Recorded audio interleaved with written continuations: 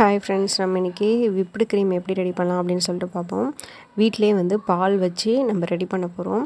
இது வந்து கேக் மேலெலாம் வந்து கப் கேக் கூட நீங்கள் வீட்டில் வாங்கி அது மேலே கூட வந்து நீங்கள் வந்து இந்த விப்டு க்ரீம் வந்து வச்சு கிட்ஸுக்கு கொடுக்கலாம். கடையிலலாம் கேக் மேலே வச்சுருப்பாங்களே, அதுதான் இந்த விப்டு க்ரீமு. ஸோ இப்போ எப்படி ரெடி பண்ணலாம் அப்படின்னு சொல்லிட்டு பார்ப்போம்.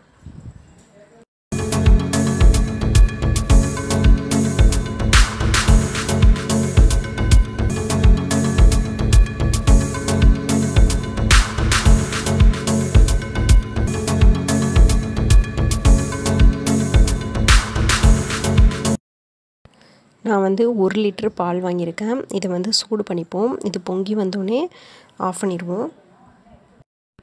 இது பேக்கெட் மில்க் கிடையாது, ஆனால் நீங்கள் பேக்கெட் மில்க்லேயும் செய்யலாம். பால் பொங்கிருச்சு. இப்போ நம்ம ஆஃப் பண்ணிடுவோம். ஆஃப் பண்ணி இது ஃபுல்லாக வந்து ஆறிடணும். பால் வந்து ஃபுல்லாக வந்து ஆற விட்டுறணும். நீங்கள் ஆறின பிறகு எடுத்து நம்ம இதை ஃப்ரிட்ஜில் வச்சுருவோம். சூட்டோடு எப்போதுமே வந்து ஃப்ரிட்ஜில் வைக்காதீங்க. எதையுமே ஃப்ரிட்ஜில் வைக்கக்கூடாது. ஸோ வந்து பால் ஆறின பிறகு எடுத்து நம்ம அப்படியே ஃப்ரிட்ஜில் வச்சுருவோம்.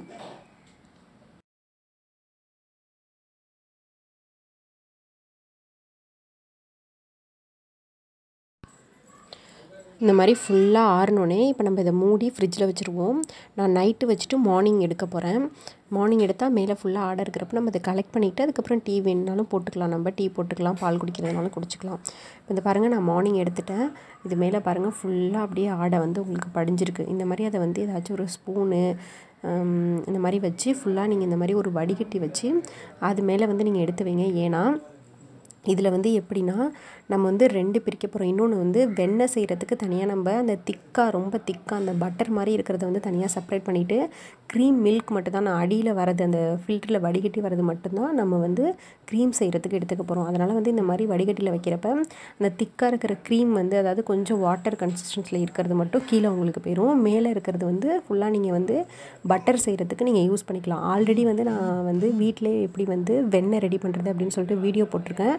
நான் இப்போ சொல்கிறப்போ உங்களுக்கு மேலே வந்து லிங்க் வரும். அதை நீங்கள் கிளிக் பண்ணி கூட போய் பார்க்கலாம். இந்த மாதிரி எல்லா ஆடையும் எடுத்து கலெக்ட் பண்ணி இந்த மாதிரி நம்ம ஒரு வடிகட்டியில் வச்சுப்போம்.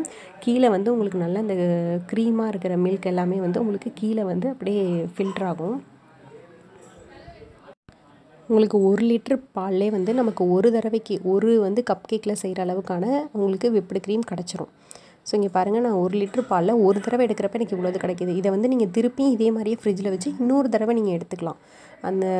அந்த மாதிரி நீங்கள் வந்து ஒரு தடவையிலே மில்கில் வந்து ஒரு 2 டைம்ஸ் 3 டைம்ஸ் எடுக்கலாம். அடுத்தடுத்த தடவை கொஞ்சம் கம்மியாக வரும், ஆனால் உங்களுக்கு கிடைக்கும் இதே மாதிரியே ஆடை. இந்த மாதிரி ரொம்ப போட்டு இதை மிக்ஸ் பண்ணாமல் லைட்டாக இது பண்ணி விடுங்க. ஏன்னா வந்து மேலே உள்ள அந்த நீங்கள் வெண்ணெய் செய்கிறதுக்கான இதுவும் சேர்த்து நீங்கள் ரொம்ப போட்டு மிக்ஸ் பண்ணிங்கன்னா அதுவும் உங்களுக்கு கீழே போயிடும். ஸோ வந்து நீங்கள் வந்து லைட்டாக இந்த மாதிரி இது பண்ணி விடணும்.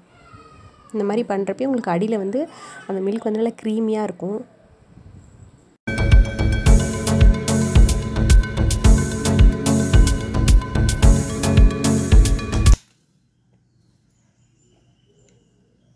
அவ்வளோதான். இப்போ வந்து இந்த க்ரீமை தனியாக ஸ்டோர் பண்ணிக்கோங்க, இதை தனியாக ஸ்டோர் பண்ணிக்கோங்க.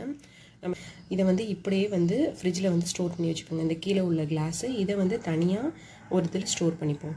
இது வந்து வெண்ணெய் எடுக்கிறதுக்கு வந்து இது யூஸ் ஆகும். இங்கே வந்து இந்த மாதிரி வெண்ணெய் எடுக்கிறதுக்காக தனியாக ஸ்டோர் பண்ணிக்கிறேன்.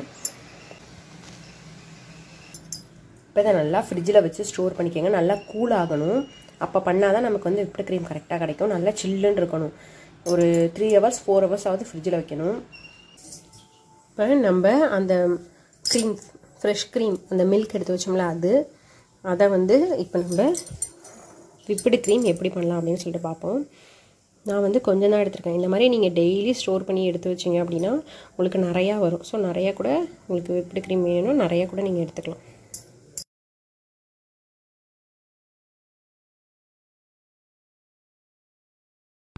இந்த திக்கான மில்க் வந்து உங்களுக்கு விப்டு க்ரீம் செய்கிறதுக்கு மட்டும் யூஸ் ஆகாது. இதை வந்து நீங்கள் பன்னீர் பட்டர் மசாலா செய்கிறப்ப கூட அதில் வந்து நீங்கள் வந்து இந்த க்ரீம் மில்கை வந்து ஆட் பண்ணிக்கலாம். அது கூட டேஸ்ட் ரொம்ப நல்லாயிருக்கும். அந்த மாதிரி நிறைய இதுக்கு வந்து நீங்கள் க்ரீம் மில்காகவே வந்து நீங்கள் ஆட் பண்ணிக்கலாம். விப்டு க்ரீம் வேணும்னா நீங்கள் இந்த மாதிரி செஞ்சுக்கலாம். இல்லைனா அந்த க்ரீம் மில்க் அப்படியே ஃப்ரிட்ஜில் வச்சு உங்களுக்கு எப்போ தேவைப்படுதோ நீங்கள் நிறைய டிஷ்ஷஸ்க்கு அப்படியே நீங்கள் யூஸ் பண்ணிக்கலாம். க்ரீம் கிடைக்கும். அதனால் வந்து இதை இந்த மாதிரி வச்சுக்கிட்டு இது மேலே எடுத்து வச்சுக்கோங்க. இதில் பவுடர் சுகரை வந்து பவுடர் பண்ணி வச்சுருக்கேன். ஐசிங் சுகர்னு சொல்லிட்டு சொல்லுவாங்க. இதை எடுத்து வச்சுக்கோங்க. இப்போ இந்த ஐஸில் வச்சு இதை நல்லா இந்த மாதிரி பீட் பண்ணலாம்.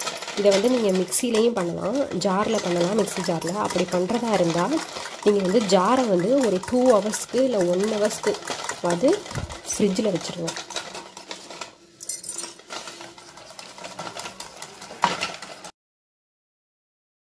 உங்கள்கிட்ட இந்த பீட்டர் இல்லைன்னா ஸ்பூன் இருந்தால் ஸ்பூனை வச்சு கூட பண்ணுங்கள்.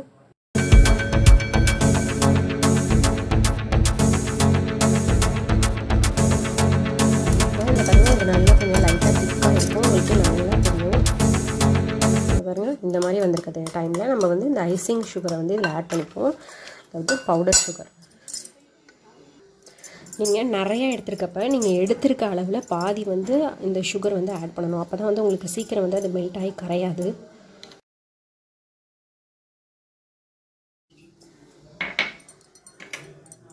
ஒரு டேபிள் ஸ்பூன் வந்து ஃபுல்லாக ஆட் பண்ணிக்கோங்க.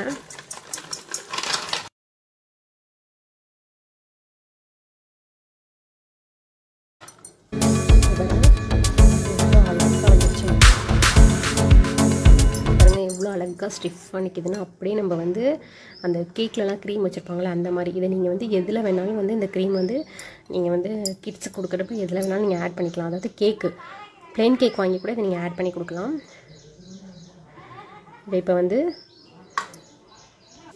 இதை இப்போ எப்படி நம்ம வந்து கேக் மேலே இல்லைனா கப் கேக் நீங்கள் வாங்கினா கூட அது மேலே எப்படி டெக்கரேட் பண்ணலாம். இப்போ இந்த மாதிரி பைப்பிங் இருந்தால் நீங்கள் பைப்பிங் எடுத்துக்கோங்க. இந்த மாதிரி இருந்தால். அப்படி இந்த மாதிரி பைப்பிங் இல்லைன்னா ஒன்றும் பிரச்சனை இல்லை. நீங்கள் வந்து பால் பாக்கெட் வாங்குவீங்களே அந்த கவரை கூட இந்த மாதிரி மடித்து கார்னரில் கட் பண்ணிக்கோங்க. மடித்து கார்னரில் கட் பண்ணிக்கிட்டிங்கன்னா உங்களுக்கு இந்த மாதிரி கேப் கிடைக்கும். ஸோ அதை வச்சு கூட நீங்கள் வந்து டிசைன் பண்ணலாம். என்கிட்ட இந்த பைப்பிங் இருக்கிறனால நான் வந்து பைப்பிங் யூஸ் பண்ணிக்கிறேன். நீங்கள் நான் சொன்ன மாதிரி உங்கள்கிட்ட வந்து பால் வாங்குகிற அந்த கவர் இருந்துச்சுன்னா அதை யூஸ் பண்ணிக்கோங்க.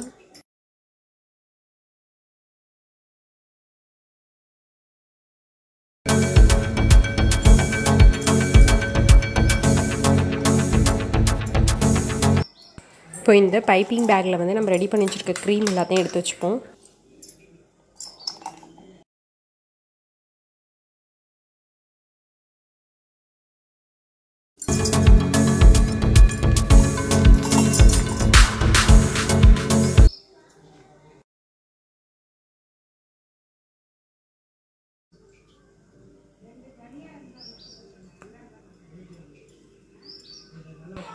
பாருங்கள் எவ்வளோ அழகாக வருதுன்ட்டு. இந்த மாதிரி நீங்கள் எது மேலே வேணாலும் கிட்ஸ்க்கு வந்து இந்த க்ரீம் வந்து நீங்கள் டெக்கரேட் பண்ணி கொடுக்கலாம்.